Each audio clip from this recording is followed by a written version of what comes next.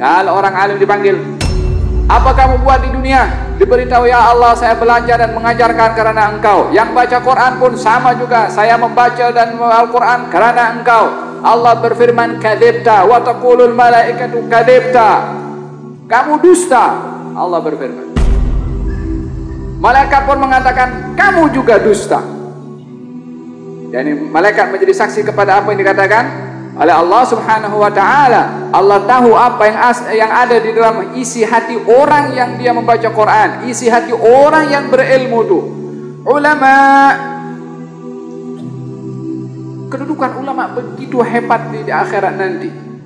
Diletakkan oleh baginda Rasulullah darjat para anbiya dengan para ulama satu darjat sahaja. Dan akan ditimbang pena para ulama dengan darah para syuhada, lebih berat dakwat para ulama. Kalau para syuhada nanti di akhirat tahu kedudukan para ulama, mereka ingin hidup balik ke dunia nak jadi menjadi orang alim, seorang ulama, karena kedudukannya terlalu tinggi. Tapi pada masa yang sama hukumannya pun paling berat. Dia kedudukannya tertinggi, hukumannya bagi mereka yang tidak menghargai ilmu yang Allah bagi pun juga paling berat. Akan dicampakkan sebelum yang lain.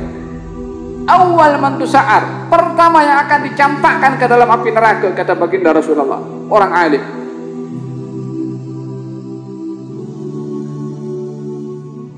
Kata Allah Subhanahu wa ta'ala, kamu mengajarkan, kamu belajar mengajarkan kepada orang lain supaya orang tahu dan puji kepada kamu, kamu orang yang berilmu. Karena kamu nakkan disanjung, kamu nakkan ini, kamu nakkan itu. Wagadgil, orang pun dah kata kamu alim. Itu yang kamu nak, orang pun dah kata kamu alim, itu yang kamu dapat. Tak ada apa-apa di sisi Allah Subhanahu wa ta'ala. Campakkan ke dalam neraka. Fasuhiba bihi ilan nar. Itu apa itu suhib? Diheret itu orang ke dalam neraka. Orang yang alim, orang berilmu, orang yang baca Quran pun sama juga. Dikatakan, apa kamu buat dengan Al-Quran? Mengatakan, kami baca karena Engkau ya Allah. Allah menjawab, kadzibta, kamu dusta. Wa taqulul malaikatu kadzibta. Malaikat pun mengatakan, kamu dusta.